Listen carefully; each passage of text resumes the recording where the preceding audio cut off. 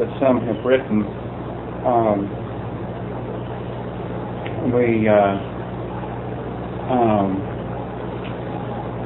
we're going to let have Odie's go back and maybe somebody can type it and make some copies of it. Not that it doesn't need some correction, but and can stand some improvement. But have Odie's is a good example of following instruction, in that he at the beginning of it gave a brief idea of how to look at things from a genetic way, and then he posed a particular area, which was depression, how to cope with depression from a genetic point of view. But he left off an area of incentive. In other words, why?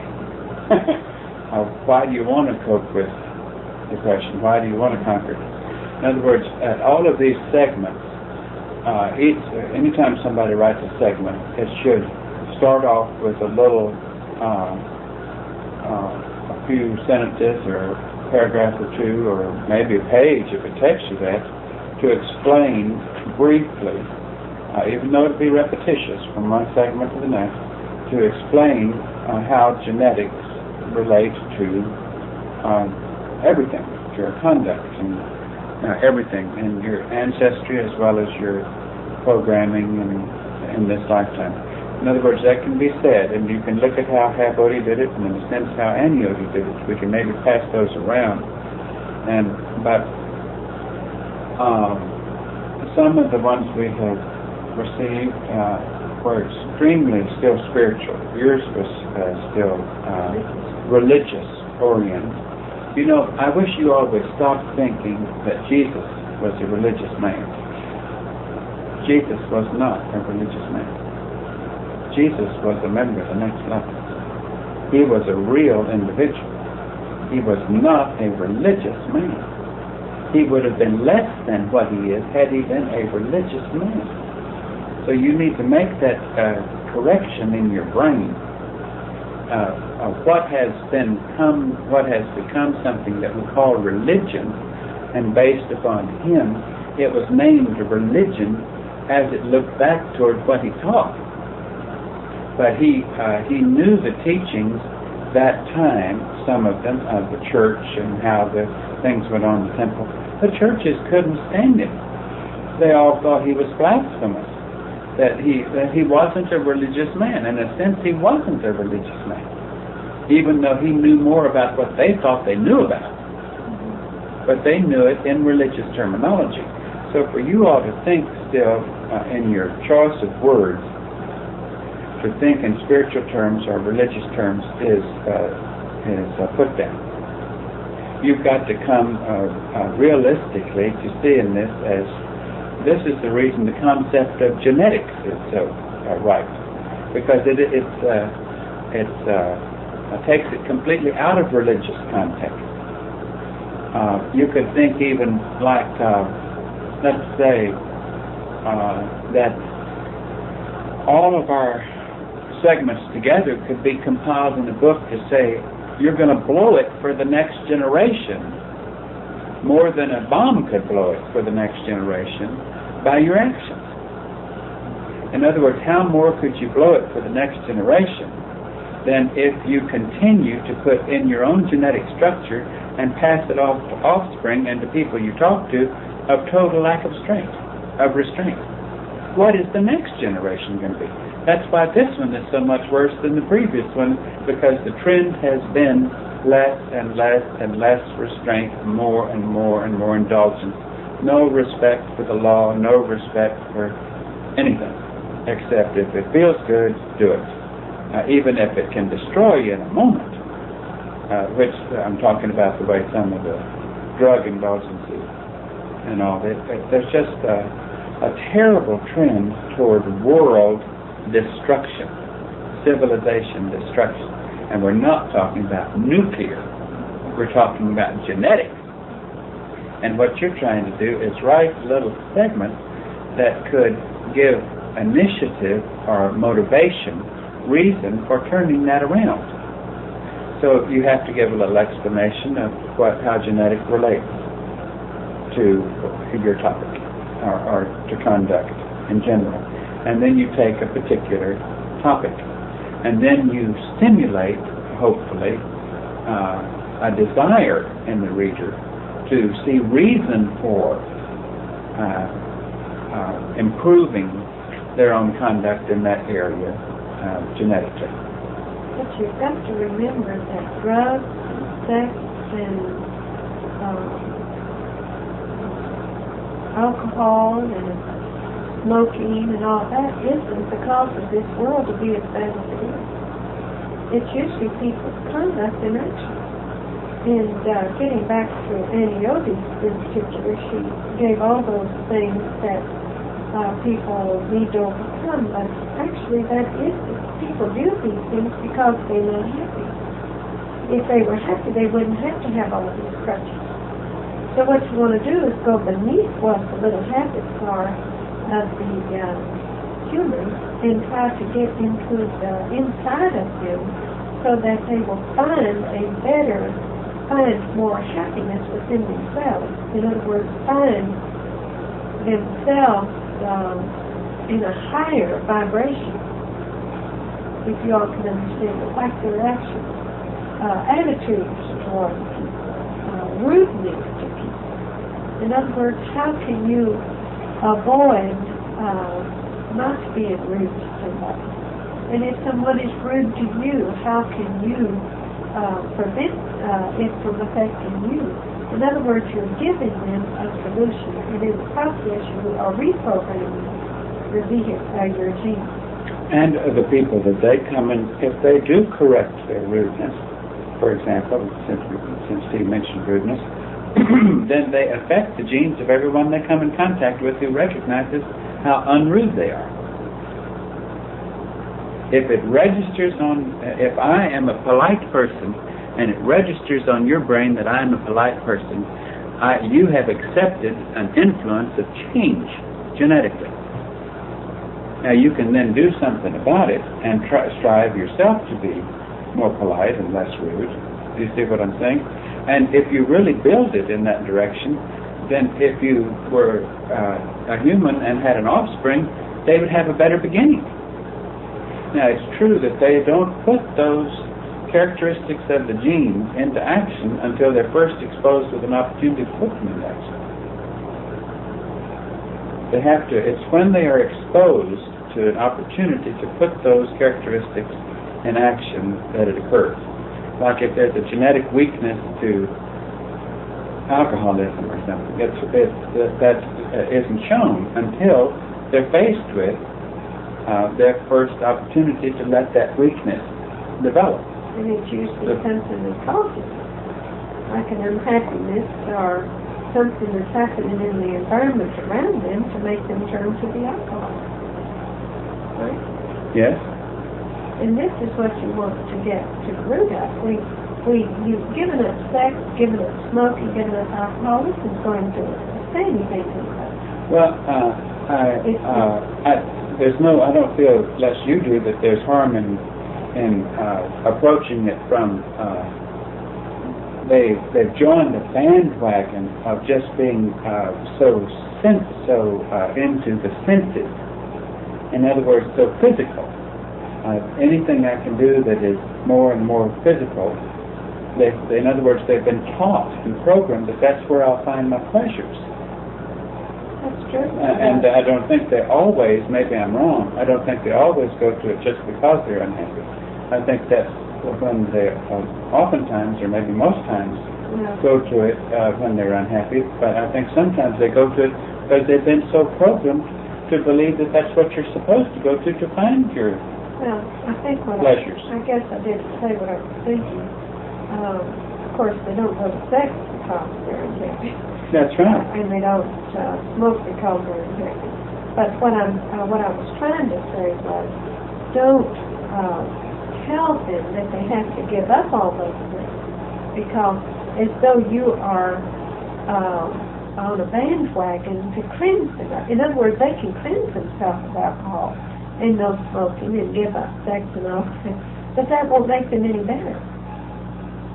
that's the point I'm getting at. In other words, what we want to do is try to raise them to a higher vibration by their actions.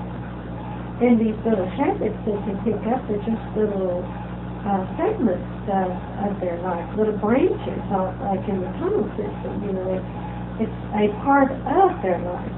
In other words, people are always looking for something to be, to do where they can enjoy it. And alcohol and sex and smoking cigarettes or whatever it is, drugs, that they're all looking for something. But if they had a something within themselves to build in something on a higher level, which they don't know what it is. And what you want to do is to present them something to look forward to. In other words, they know no better. That makes sense. Well, Tia and I'll try to give you some possible topic suggestions. But in the meantime, you can see how Bodie presented his topic and what Annie Odie did, because I think to date those are closer to what we had in mind than any of the others that we have read. And we'll try to give you some topic suggestions. It doesn't mean you can't work on it in the meantime, because we want to see that you can express yourself in a realistic way in this manner, that you're not still hung up on seeing things in a religious way or a spiritual way or a saccharine way. You know, an interesting thing about realizing that everything is genes, if you are given the task to go home and visit what was your parents, for example, or the ones who were your parents, in a sense, you're very, you could let them know in the right way that you're very thankful for them. You're very appreciative. You couldn't, it's like, I couldn't be where I am today had you not passed on to me a body that had within it the potential characteristics of being able to grasp and see what I have been fortunate enough to see. Now, I'm not talking about the fact that your next level minds didn't come in and use this vehicle, but your next level mind couldn't have used the particular vehicle that you're in had that vehicle not had sufficient programming already there that gave you the potential of recognizing that this is what you were looking for more than anything else. That was genetically there. Something, when you said something dawned on me that first time I read an article, I went to that first meeting, it couldn't have dawned on you had it not been in your genetic structure, which in a sense is part of your inheritance. It's part of what you inherited. That the combination maybe of your mother and your father and your environment in your early years genetically prepared you to be more ready for this. So you can be appreciative of that if you can see it in the right light. In other words, your mind couldn't come into those vehicles if they had left it. It couldn't have used them. It would have had to use vehicles. Or your genetic structure. We have seen thousands and thousands of vehicles that if a mind knowing what your mind knows had tried to enter that vehicle, genetically it couldn't have accepted it any more than certain vehicles could accept certain medicine without it destroying the vehicle. It just simply, the programming had not advanced enough in certain directions to be able to even think that it's feasible. If you came across people after you had recognized what you were doing and you're traveling around, and you saw quickly that they were so turned off by what you were saying, and that it just threw their brain into a tailspin, they didn't even want to think about it. And it seemed to be destructive to them instead of a positive. You were seeing a reaction of the genetic structure of that vehicle, which was incapable of comprehending it. Even taking a little first dose, it was incapable. Now, your vehicle, at the time we began this with you, was capable of the beginning stages. We can see why T and I had to be so ignorant at that point. Because had we not been so ignorant, we would have laid on you a dose heavier than you would have been capable of taking. It was only because we were so ignorant that we could present it on a level that we could touch. And your comprehension was had developed enough to see a possibility. In other words, you were open to exploring. And not one of you, the first time you took a second look, was past just taking a second look for exploring. You see what we were saying? So we can see why it was designed, that we start what we did while we were still so unawakened, and that we should become increasingly awakened while we were with you, because then we take you a step at a time, and you can prepare your programming and your vehicle as we take you a step at a time, because you certainly couldn't have taken it had we known what we now know and had presented it to you. And it's almost like deceitful and dishonest when you know what we know to carry it down to the level that we gave it to you when we gave it to you. Can you see that? It would have been, we couldn't have done it. It would have been fake. When trying to write these segments, that's what I felt sometimes, about having to try to express certain things. Well, that's why I want you to see these couple of examples. Even though these have a lot of room for improvement, they are assuming ignorance on the part of the reader, which they should do, but they don't even know what you're talking about when you're saying genetically. And so they give a little summary telling how you're programmed and how genetics relates, and then they zero in on a particular topic. And then on that topic basis, they give incentive for why you should work on that topic. And essentially the answer is the same on that last aspect, why you should work on it, because it's going to make the world a better place. You see what we're saying? As each person improves one bad area, it rubs off on everyone that individual comes in contact with. If you are trying to, let's use this example. Let's say we're trying to prepare this garden for the next level to be able to come in. They wouldn't be able to stand the vibration of this plant. They wouldn't even come close to it. And so therefore what you're trying to do is look at it in a way of how can humans raise the vibrations of this garden in order for members of the next level to come in. You do not want to turn anybody off in the first paragraph or even on anything, making it spiritual or religious. Remember, we want to talk to atheists. We want to talk to everybody. But if you start mentioning Jesus, or even if you say somebody 2,000 years ago came and tried to do this, you're going to turn them off. You're going to do exactly what Jesus did in the early stages of his ministry when he tried to talk to some of his followers about Abraham and the religious history of the church. It was a complete turnoff. And for you to bring Jesus up is a complete turnoff to people, because they can't see Jesus where he was. They see him as a religious figure representing. And we don't care to fight that battle. It's unnecessary.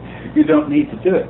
You know, in essence, T and I can see how when Jesus said they had to be born again, it was because his genes hadn't developed well enough. They weren't getting anywhere. It's like generations are going to have to happen again and again, because I can surely see the next level can't do anything with where these have developed now. Do you see what we're saying? It's just characteristic. Everything has to be born again. That's right. You know, I mean, And to improve. Only ones who think that they won't be are the spiritual people who think, well, I don't have to come back to this life again. You know, I can go sit on a cloud somewhere and watch you all struggle through life incarnation. Now, another thing that would be very good to write on would be reincarnation. You ought to know now there's no such thing as reincarnation. Also the birds. People wonder, how is it the birds know to go back to Capistrano? What is it? The swallows know to go back to Capistrano at a certain time every year? It's in their genes. Sure. It's just like when we first got back to... Before you get that far with reincarnation, you could throw soul in with reincarnation. You know, those two, a clarification of what the misconception of soul and reincarnation is. You're talking about the misconception, you're not talking about it. See, there's no such thing as the concept of soul. There's no such thing as the concept of reincarnation. In other words, the soul doesn't live on. Only the genes live on. And they're passed on from one place to another. But, go ahead. Forgot what I was going to say. Okay, when we first came back to this area, the genes in this vehicle had been in this area for many, many years. And it automatically wanted to go to the same areas that it was familiar with, without any conscious thought. And every time we would go a different way, the genes would continue. Like if we would turn left and we were supposed to go right, according to the habit of the genes, I would feel that pull there inside of me, like we're supposed to go this way, not this way. And or wherever the vehicle had for so many years at that intersection always gone this way, that feeling would come in when you'd get that intersection if you didn't go that way. It would just be like I was going in the wrong direction. And it's all in the genes, because it's been too many years ago to be happy. You see what I'm saying? It had to be in the genes right now, and as we hit that area. As the eyes perceive that intersection there, it's like triggering those genes again, even though the signal is weak. But the genes had for so many years been triggered, and when you see this view, when you see this picture here, you're to do so and so. And so she still feels it, but like she said, it isn't habit. If the habit was broken a long time ago, it's just a recurrence of a visual, which triggers the genetic response. But see, that only happened at first, and after we did it, and didn't go that way. Each time she reprogrammed it, or each time she ignored it, then it's that picture didn't get the response it had gotten before, then it dissipated. In other words, it's very easy to reprogram, but it's just something that you have to consciously do. But I never realized how strong the genes played in this vehicle until that happened. And it's almost like at a certain time of the day you go a certain direction. And it's like swallows and Capistrano. At a certain time of the year they go back to Capistrano. They don't know the name of the place. If you went to the town that you were in when you were a teenager, say for example, and you passed such and such a high school or such and such a junior high, the genetics would just start tapes that would say, you know, there used to be some trees here where there aren't anymore. Or that building's been torn down. And it's like that whole series of tapes of memory of that place is coming up. And yet you have no desire. You had no desire to go see those things. But those things will come, and if you feed them like reminiscences, they'll just go on and captivate your time and lower your vibration way down to where you almost feel like you're back in that circumstance that of 20 years ago there. You see what I'm saying? And if you're at a high school, you might even have the urge to go into the high school to the old locker you had, or your old homeroom, or your old... Think about your old girlfriend or your old boyfriend. You know, it's funny how the genetics control all of that. The genes control all that. And this is what you're trying to change. Well, I've thought about things like what you're talking about. And this vehicle, maybe I'm going too far, you can stop me, but like, let's say your father was in the Navy, and he was in the war, World War II, and he fought the Germans, lost 4 ships under him. And your vehicle keeps playing tapes of planes strafing ships and bombing and stuff like that. This vehicle does that, and I wonder, where do those kind of things come from? I know my mother told me that my dad had 4 ships. You were born? Yeah, 4 ships sometimes come under him in World War II. That may have been a story he told me. You know, that he may have been on. Well, it's altogether possible that made such a strong impression upon you. That's pretty. Now that's very interesting. Yeah, because this vehicle played, he was in the Navy, she said, and he had 4 ships sunk up from under him. And, he must have had a lot of bombing and strafing, and he had to swim to shore and have ships saving. It's pretty unusual for your genes to express themselves so clearly as for those pictures to come into your mind. But that's also, that unusual characteristic explains a lot of what the mystics and all find in the phenomena of some of the things they relate to reincarnation, which are just genetic expressions coming through. It's like... Because in a sense, the gene has been reincarnated, but it's the gene that has been reincarnated. But it's changed. It's never been the same. Because each time a gene is reincarnated, in other words, it's born in an offspring, it's a new package combined of the genetic structure of the 2 parties involved in the fertilization. In other words, if you all, we want you all to not write about the same thing. In other words, so far, just about everybody's written about, not everything, but most of it is the genes and how the last ones that we've received have been mostly about the same thing. In other words, you want to try to figure out your plan. In other words, it's like a tunnel system. You want to look at it and get an overall picture of it. Now, what theory do you have, according to what you've been taught? What can you put down on paper that will help an individual upgrade themselves? So you don't want to try to write about something you haven't experienced. Like, let's say that you've experienced, when you have Otis Christus, we don't know if you've experienced depression, but we'll use the example because it's depression or none. Let's say he has experienced depression. And the tool that he used to reprogram, the tools that he used to reprogram his vehicle to fight off the depression helped him, and so he knew enough about it to write about it because he experienced it. Now, if you had one on sensuality, or if you had one on overindulgence, like consuming or something, and you were able to overcome that, wouldn't it be more right to write about that? And how you handled that circumstance? Now see, when Keith says you could write on sensuality, that doesn't, you might see a conflict in what you said a moment ago. You wouldn't write on giving up sex. That's right. But to us, those don't even resemble each other. In other words, humans have very little restraint when it comes to sensuality. According to what we hear, where there's books, you can't pick up a book now where you can read through it without it being just all sex, very implicit sex.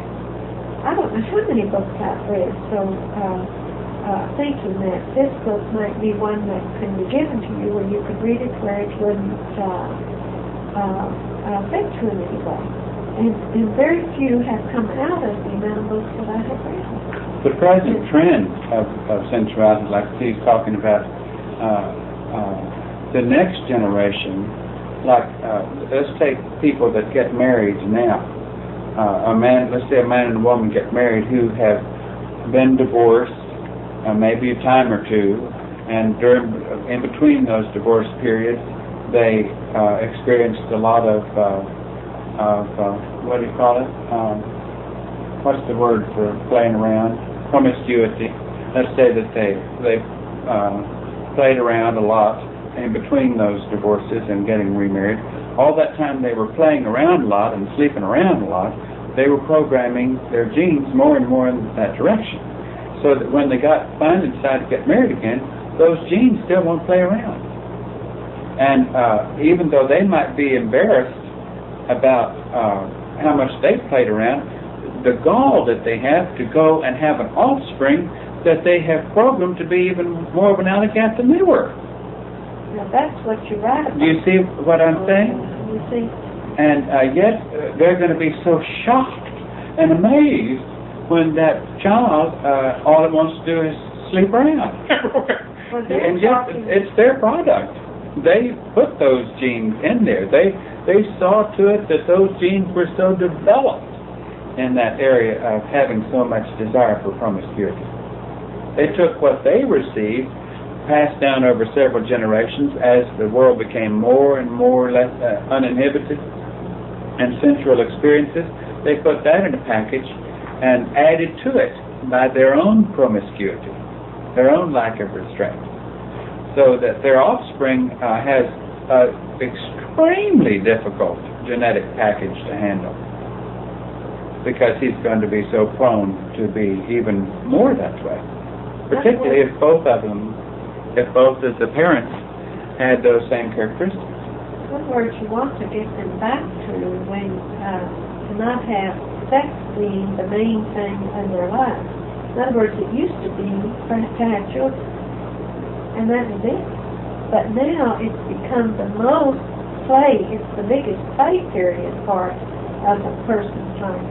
12-year-olds, 11-year-olds, 9-year-olds are even indulging in this. And That's it right. isn't unusual Elementary for school you kids. they think automatically when you go out on a date that that's what you do. There's no restraints. You see on television where people live with each other without being married, and they think it's part of the way of I think life. it's the thing to do. And parents don't think anything of it. When we were back in the world, you wouldn't dare do that. If you did, you would be looked down on. Well, it was coming into that when we were in the world. You know, that But popularity it never was accepted where I was, I tell you. You know, but the thing I'm getting at is it was beginning to come in then, but it isn't. And it's in then. Yes, it's accepted. It's almost like if you aren't totally versed and haven't taught all your little kids about all these birth control devices and trained them sexually so that they try to stay as much as they can away from diseases and see that they get regular checkups so that they don't catch things that you can't get rid of with, you know. If you don't train them that way, then something's wrong with you. They even encourage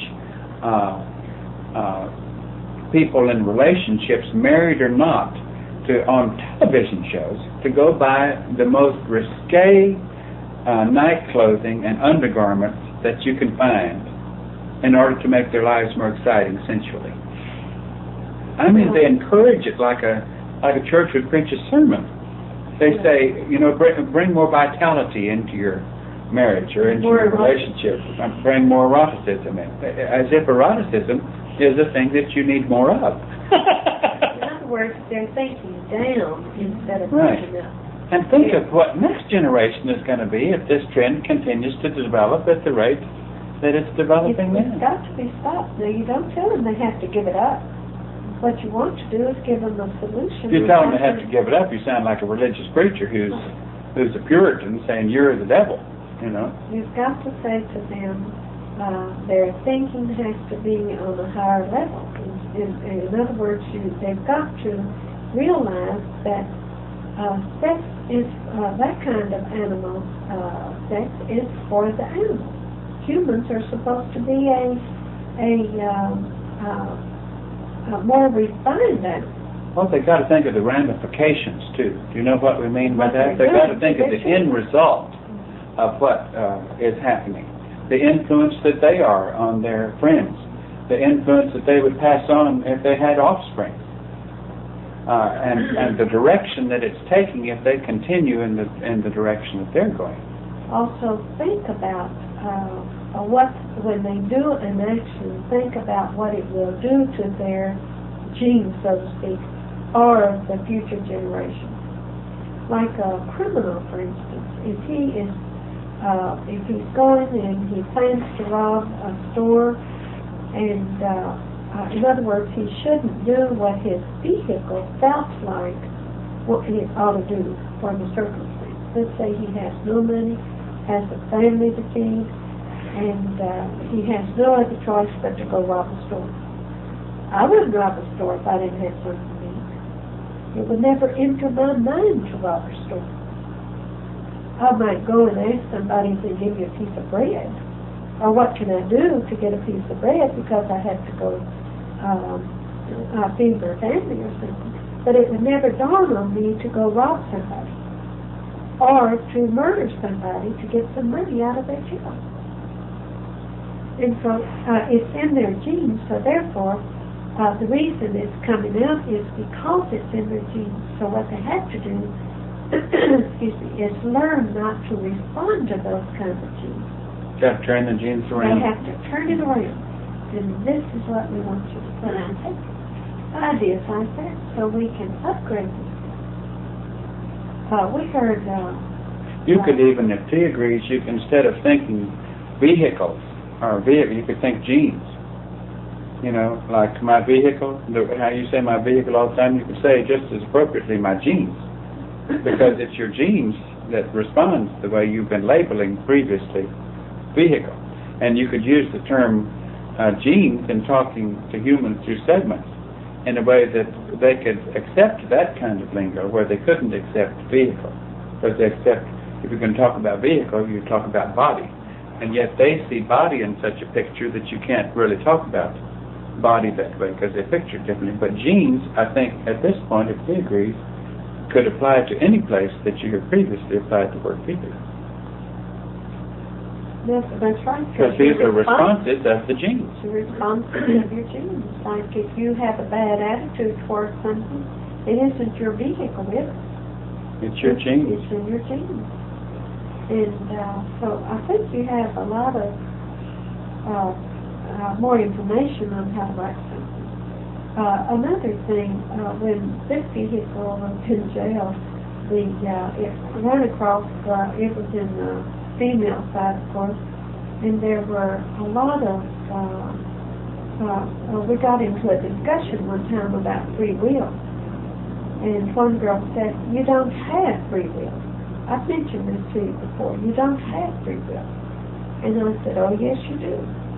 And there were about five of them against me. And I think I won the argument. And I didn't lose any freedom by winning the argument. You know how they say you win an argument, lose the tail?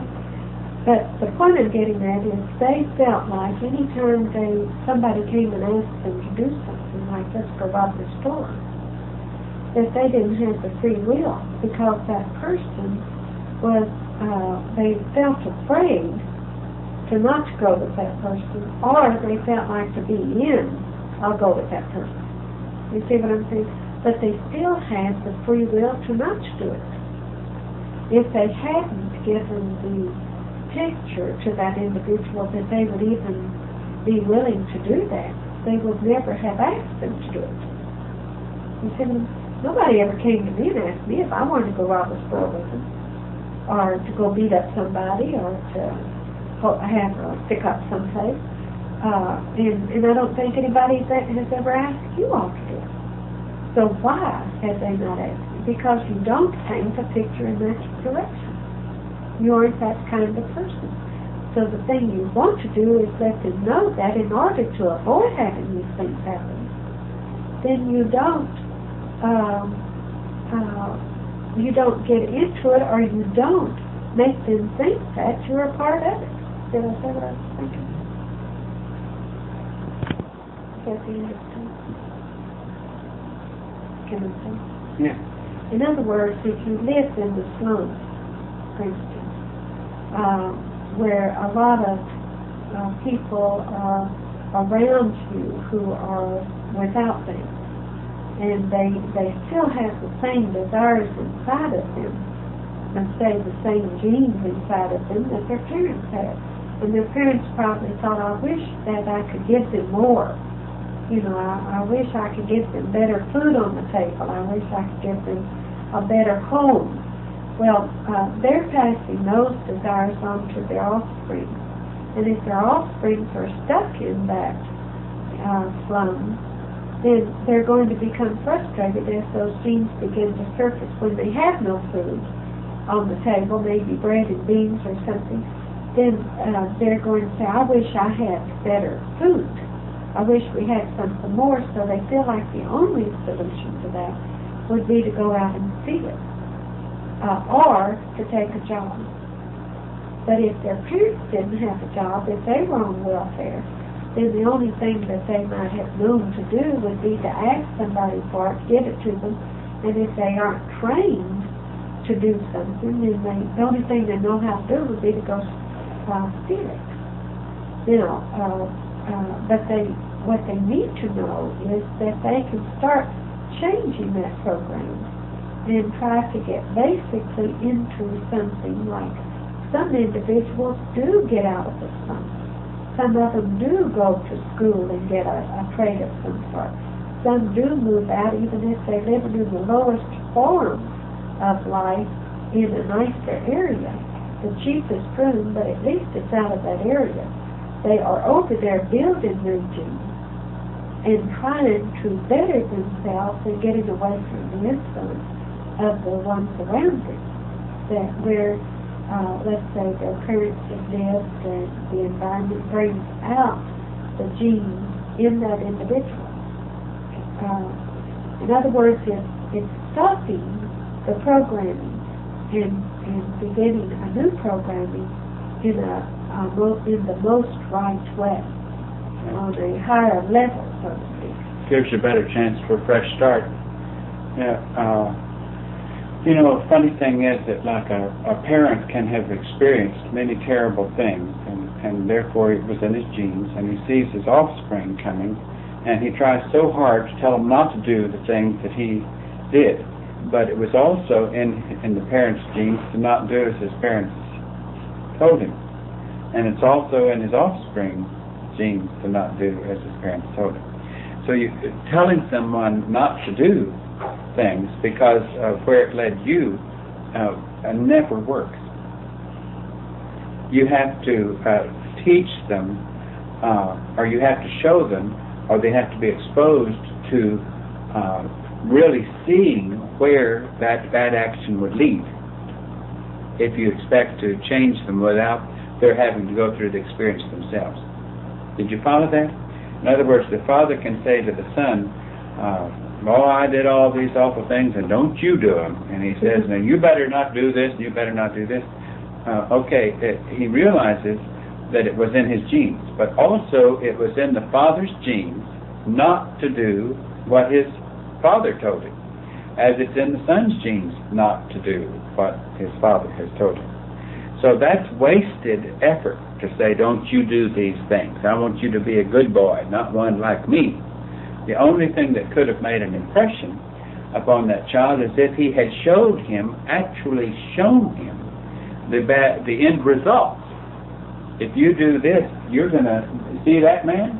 Look at what he has become. It's because he has done this. Do you see that? Otherwise, he will have to experience it himself, because the weakness in the genes will be stimulated the first time he comes in contact with the area of that weakness. And the gene wants to get right into that same weakness that it inherited. And he will more than likely experience it. But if he starts programming himself, in other words, the best way you can change the genes of your offspring is to change your genes. If you don't change your genes, it's certainly not going to change the genes of the offspring.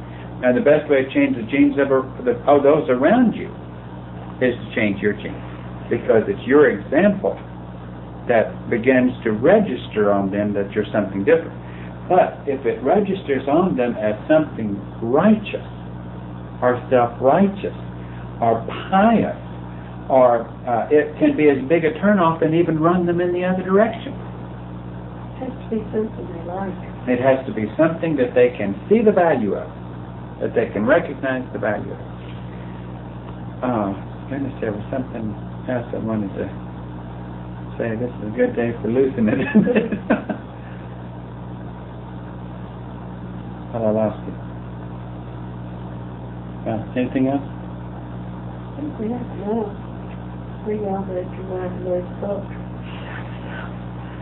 You know, it's just amazing how all of you all should have spent a lot of hours by now thinking of how everything is genetic.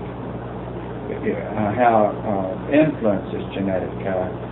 What your package was genetic. What you tell somebody else registers on their computer and becomes a part of their genetic system. You can, in right motivation, turn his genes wrong. If you are trying to lay something on him that he doesn't want, he will even turn more against what it was you had to offer him. If you're trying to lay something on him he does not want. Do you understand this? But one thing that we think everybody, or most people, want is a better world. They want to think that the world is going to become better. You have to appeal to their intellect. You have to appeal to the end result. And I know what the other thing was I was thinking about. The whole trend now also is to not restrain poor responses, but to give them a sublimated outlet. For example, the trend that says if you have a lot of anger and hostility, then primal scream is the thing. Get off yourself and scream your head off and let all that hostility and stuff out, which doesn't do anything. You're still feeding the gene that outlet that it wanted, but you're just doing.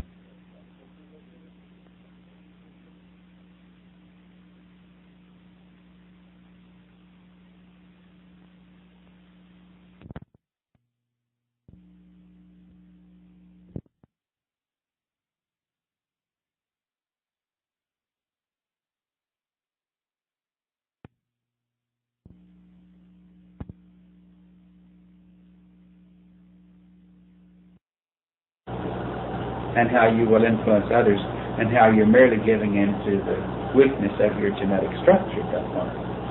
Do you understand what I'm saying? In other words, instead of stopping heroin and going to the church and putting on all the robes and the candles and laying prostrate on the floor, taking up another heroin for this heroin, sure, chemistry-wise, your body's better off with the new heroin.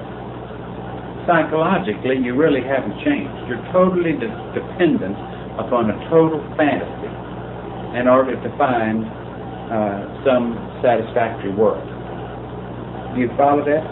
And but if you can make it through step by step, reprogramming the genes and correcting them as they try to respond poorly.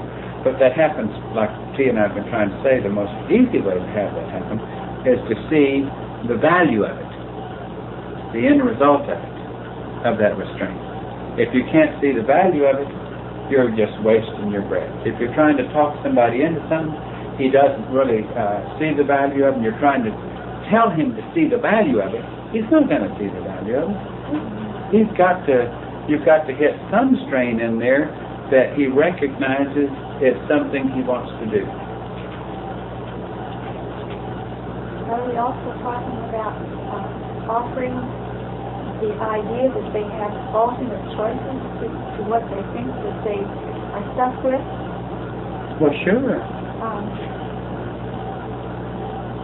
To investigate or to look in other areas to find an alternate. Well, sure, but you're going to have to be specific. You can't just tell me that. That's not telling me anything. Yeah. If you say I've got an alternate, I'm going to say where. Okay. What alternate are you talking about? That's what I'm saying.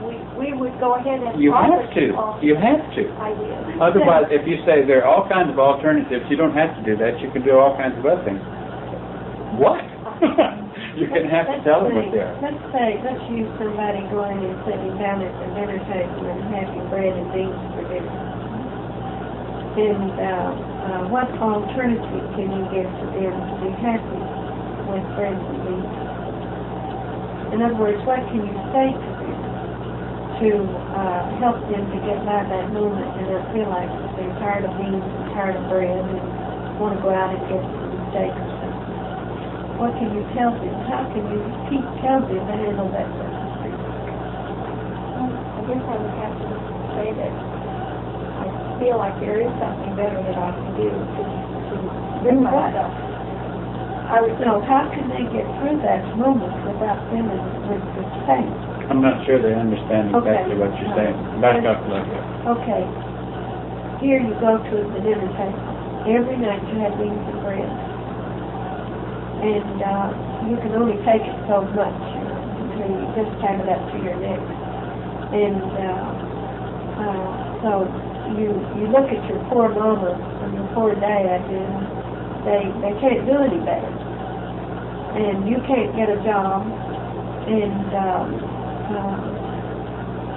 there's only one thing I can do is go out and steal something. So-and-so offers me a job working on stealing auto parts off of cars, stealing tires or hubcaps or stealing cars even, and at least I can bring some money home where I can buy better food for my family, or my parents and my brothers and sisters and for myself. Okay. But then he doesn't feel like he wants to go that way. But yet he feels like he has no other way to go. So what can you tell him to do?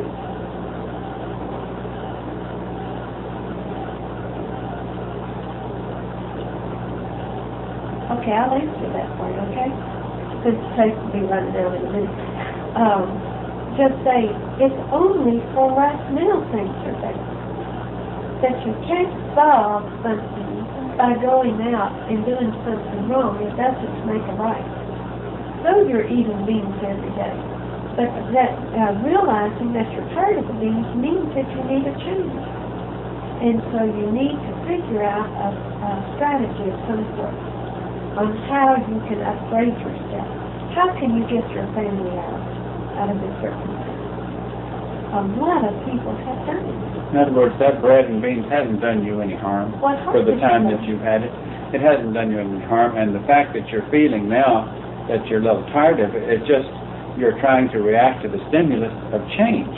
But you don't want to change for the worse in order to take you. It would be better to stay on the bread and beans that aren't going to hurt you that much than to try to get out of it by going the criminal route. It may take years to get yourself out of it, but at least you're on the way out. If you're really out of it, or let's say if you're really feeling bad about it, you want to change the picture on the dinner table and the financial picture in your family, and then you're beginning to get some drive in a right direction. And that drive in the right direction can be a part of exerting more effort to look for more better opportunities. You can but you should never accept, well, there aren't any better opportunities. I've been here and I've looked for the job here and I've looked. And if you're quick to accept negatives, you might as well give up. In other words, Because that's total destruction to accept negatives easily. If any time a negative comes to you, you say, no, that may not have been the right door that I knocked on. But for every wrong door I knocked on, there are at least two possible ones, and then one of those is going to lead to a right door. But the worst thing I can do is stop knocking. That this is a very healthy period for me to learn by continuing to knock on doors. there are many ways to, let's take the Rockefellers, for instance. I've been reading a little bit about them in a little booklet we got the other day, and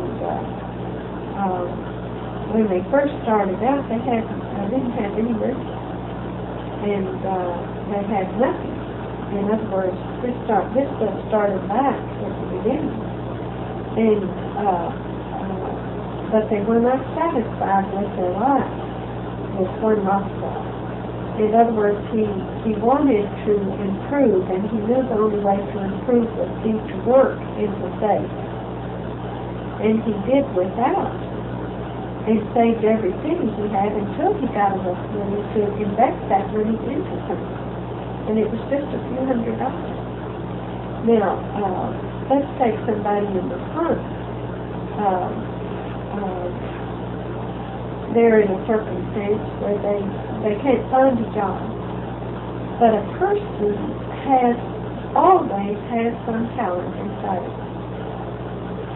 And once they're faced with a circumstance where they need to look for that talent, until they're faced with it, then it will not surface. In other words, you're calling on your genes to say, what kind of genes do I have in me that shows me what I can do to make a living? In other words, what talent do I have? And because you have all of your genes from the beginning of time, way back to Adam, to call upon. If you use that opportunity to figure out what it is, in other words, to pull that talent to the surface. And let's say, well, I have no talent. I can't even sing. I sing off key all the time. I can't. I'm tone deaf. I can't walk, but there is something that everyone can do, and that is to look at the opportunities around. Let's say that now you can get money by collecting hot bottles, by aluminum cans, by newspapers. I saw on television just the other day right here in Houston. You can sell newspapers, you can sell coat hangers, you can sell bottles, cans, just about every kind of recycle place. They will buy things that you collect in order to recycle. Of course, it's not easy. It takes some effort. You have to go out collect and work.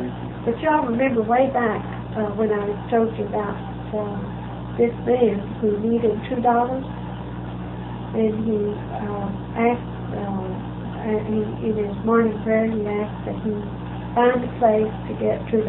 So he said, well, I can't expect him to come to me and give it to me, so I'm going to go out and see what I can do to get that $2. In other words, he has in his genes a desire to go out and to get that $2. So he goes into a hotel, sits down in the lobby, thinking that an opportunity might come his way. And along comes this dog and sits down beside him. And he starts petting, and the dog seems to be his dog. And a man comes along and says, that sure is a pretty dog you have. You wouldn't want to sell it, would you? And he said, oh no, I can't sell it, And he said, I'll give you $50 or something like that for it. And he said, but, I can't do it. So then he realized that this might be the opportunity that he had. The dog didn't have a collar on his neck, so it didn't look like it belonged to anybody in the hotel. So anyway, he decided, well, I can't take that much for it, but I will take $2 for it, because that's all he needed. But the point I'm getting at is that he went out trying to do something. I don't advocate you picking up dogs and trying to sell them. That's not the point. What I'm getting at is he went out to try to do something to get whatever he earned, but he didn't want to do it illegally. Right. You know what just grates us really the wrong way is to see when the genes have become so out of control as for people to sit at home in their little mobile homes or their little one-room shacks and drink coffee one cup after another and smoke the cigarettes or drink beer all day long and night talking about how terrible things are. The economy is. Do you see what I'm saying? When they are not making one move toward improving anything, themselves or anything else. They just want to talk about how terrible everything is. And in the process, they're making themselves more and more victims of the caffeine or the alcohol or the nicotine, and just getting lower and lower and lower and lower. That's a plant dying as you view it. May not be heading for the casket right now, but it's worse than dead in that condition, because rather than being zero productive, it is productive negatively. It's worse than dead, because dead is zero productivity. But this creature is productive, negatively. Now we're trying to get this world in a better place, and we don't want to take forever to do it. Okay? So we're expecting you all to exert an awful lot of effort. We want you to think a lot on it and try to, it disturbs us sometimes that in your class that your own genes in your vehicle at times, like if it can't get what it wants, that the one thing you have kept it from doing is getting what it wants. But and when it comes to your doing something and doing it well, like being productive, putting something out, it's like the vehicle boss. It's like saying, well, you can shut me up and make me sit here and not do the things that you don't want me to do, but I'll be darned if I'm going to get much motivation toward doing something you want me to do that's not what I want to do. And you all have got to prove to us that you can be productive in ways that are not the tendencies of those genes. Productive in the ways of the next level. Now, you have the genes even there, but they're very tiny and they're very undeveloped, and they've been so swallowed up and drowned in the negative genes and the lower genes. But even the genes that are potentially productive in higher ways are present. They're always present. And it's your job to force them to surface and to be alive and to be productive. And one way you can do that is by understanding this so clearly that you want to try to express yourself and work hard at it, trying to express yourself in a way that's clear and that's stimulating and interesting and not spiritual, not religious, not trying to talk somebody into something, but something that could appeal to the intelligence of someone. And when we say intelligence, we're not talking about the Harvard scholar or the Princeton person who gauges intelligence by vocabulary that nobody understands. We're talking about an intelligence that is reasoning, that someone can recognize that something you have to say is something I want. It's something I can apply to my life to make my life better. There's not a human out there that does not want to make their life better. But not one of them is going to make their life better by you telling them, you've got to make your life better. They'll turn around and make it worse every time you tell them that. Have you ever known somebody that's walking slow and you ask them to walk faster and they slow down more? and that's in the genes of the human vehicle. I think it's characteristic. A lot of rebellion in those genes. I think we've given you enough to dwell on, and remember that the task is to work on these things and to keep it on your mind all the time, because in the process you're sending these things out into the ether, and you're helping the ones who are looking for something. And only today I read there's a little column that appears in the paper. It's called Miss Manners. And it's about a woman written by a woman who believes that everybody should be polite. And these people write in about some little incident that's happened. Like this one today was about this girl who had got married, and then she must have had a farm already because she had a veil and long dress and everything. And some friend of theirs was getting married, and two friends, they knew both the male and the female. And the female wrote to the one who's writing the letter and wanted to borrow the veil that she got married in. And she said she didn't want to loan it out because she didn't feel like it. She wanted to loan it out. She wanted to save it for her daughter or her sister or somebody, but not just to let it go out to anybody.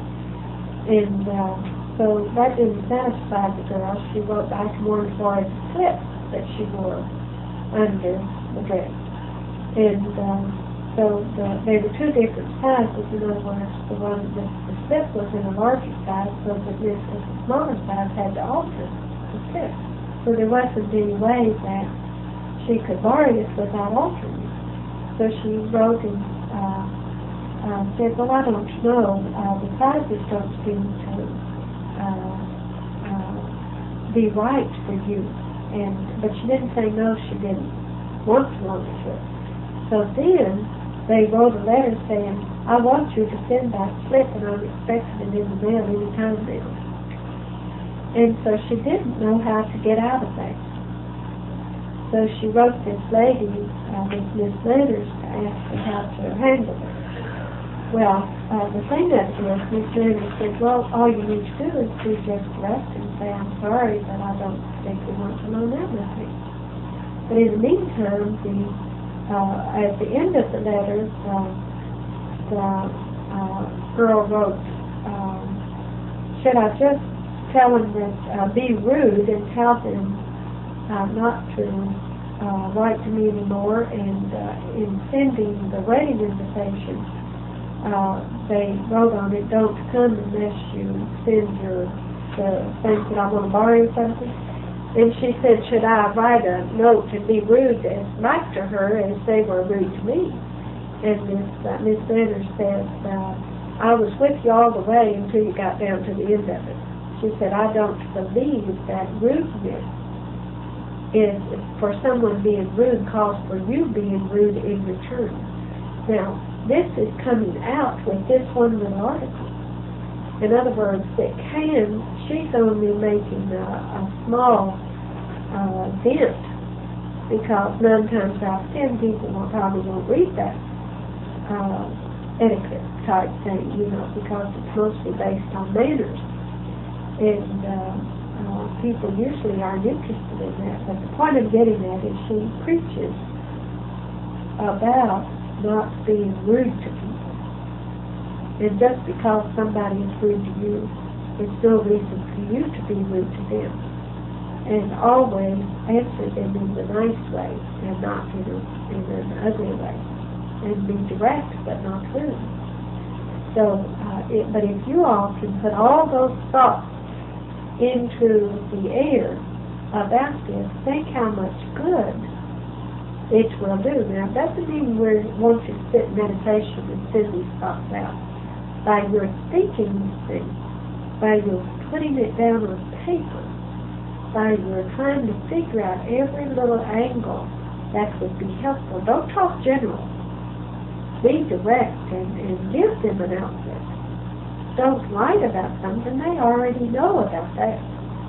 What you want to do is tell them how to handle it, how to get out of it. It's just like putting a book on everything that can go wrong in the plumbing department of your house, and not telling you how to solve it, how to repair it. So what you want to do is tell them where they're wrong, but you also want, what's broken down in their genes and so on, but you also have to give them how to fix it type things. And if you can do that, which we have not received so far in any of the articles that we've done, and maybe close to that. How to fix it. And what reason do you have to fix it? Yeah. What's the end result? What's the benefit of changing it? If you repair your plumbing, you know what the benefit is there. You have good plumbing. And water stopped coming up in the hand. Right. And but you want to give them a reason for wanting to repair the things that are not right in you.